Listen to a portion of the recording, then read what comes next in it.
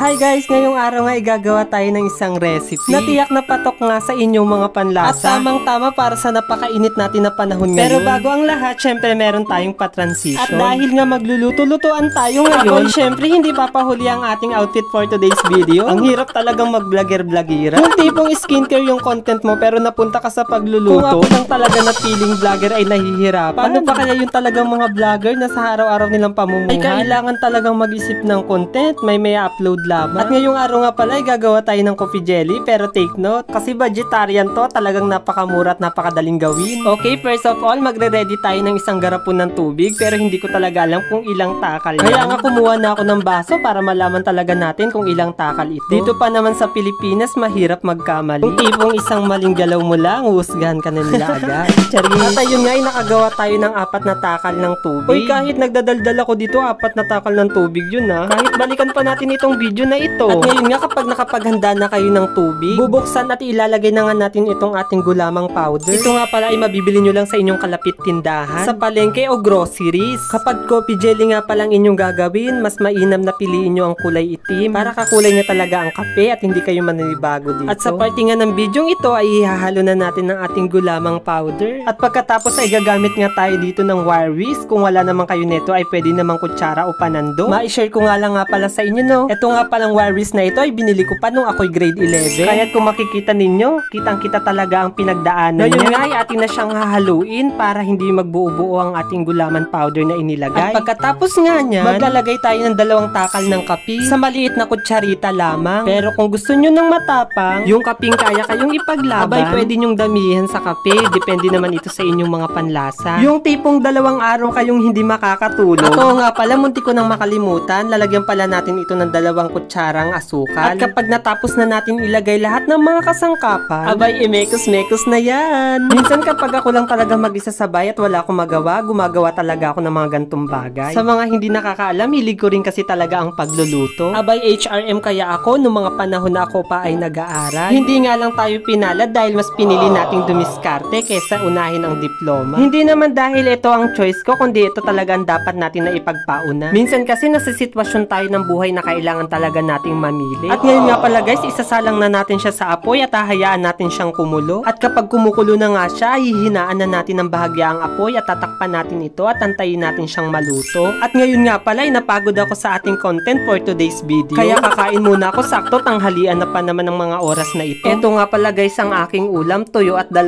pirasong nilagang itlog. Ngayon nga pala, inabutan tayo ng tagtuyot. Napakarami naman kasing bayarin sa buhay na ito. Pero lagi natin tatandaan, ano man ang mga biyaya at pagpapalang dumating sa ating buhay ay matuto tayong magpasalamat. At kapag inaabutan nga tayo ng tagtuyot, sabi nga ni Flo G sa kanyang kanta, kapag panahon nga ng tagtuyot, wag tayo magmukmok. Bagkus tayo pa rin ay magpatuloy sa pagpukpok. At lagi naman sa amin sinasabi ng aming mga magulang, ang buhay daw ay parang gulong, minsan nasa ilalim at minsan nasa itaas. Kaya kapag maiksi ang kumot ay matutong mamaluktot. Kaya salamat talaga sa Ama dahil punong-puno kami ng pangaral ng aming mama at tinuturuan kami sa mga bagay na dapat namin gawin.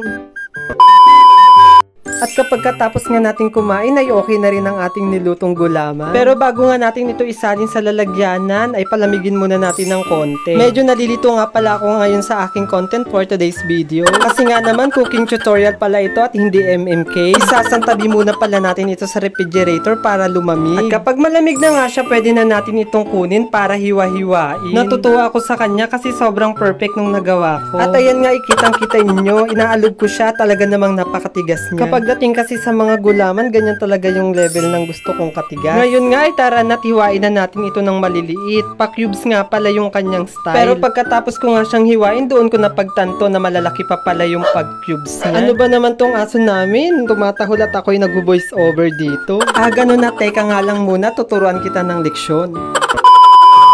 O diba, ang tahimik at nanahimik talaga siya. Balik nga pala tayo sa ating ginagawa. Ngayon nga pala ay ito ang ating gagamiting kasangkapan sa pagpapatamis ng ating coffee jelly. Disclaimer nga pala no, hindi pala ito sponsored para sa lahat ng mga nanonood. Ito ay binili ko at pinaggastusan ko sa sarili kong bulsa. Kahit ang totoo ay barya na lang talaga ang laman niya. At sa party nga ng bidyong ito ay gumagawa-gawa pa ako ng design. Pero tignan nyo naman yung nangyari sa bidyong ito. Hindi rin siya nakita yung paikot na gatas na nilagay ko sa baso kasi natunaw din siya. Yung alas Alaska condensed pala na nakapak na to na nabili ko ay 7 lamang ito sa tindahan. Sulit at talaga namang napakatamis at flavorful talaga siya. Ika nga nila ay wala pa ring tatalo sa Alaska. At kung makikita nyo, ito na nga yung result ng ating ginawang design sa kanya. Diba natunaw din naman? At syempre sa party ng video ito ay hindi mawawala yung ating tikima. At syempre ano pa nga ba, hindi ko pa nagagawa tong video na ito at alam ko na talagang masarap siya. Kaya kung isa ka nga sa mga nakapanood ng video ito ay pwede mo nga itong subukan. Madali lang naman siyang gawin at the same time mura lang naman yung mga kasangkapang ginamit dito. At salamat nga pala sa inyong pagsama ngayong araw sa akin sa video ito. Hoy, sana nga nag-enjoy at may natutunan kayo. Hanggang sa muli, paalam!